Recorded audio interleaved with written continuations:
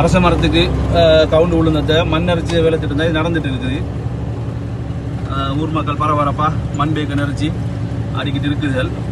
நம்ம ஊரில் எல்லாரும் மாதிரி இடத்துல வேலை மகாவலி போர்டு வாகனங்கள் வந்திருக்கு, போலீஸ் வந்திருக்கு. மற்றபடிக்கு நம்ம ஊராக்கள் எல்லாரும் இந்த இனத்துல மணல் நிறச்சி வேலை நடந்துட்டு இருக்குது.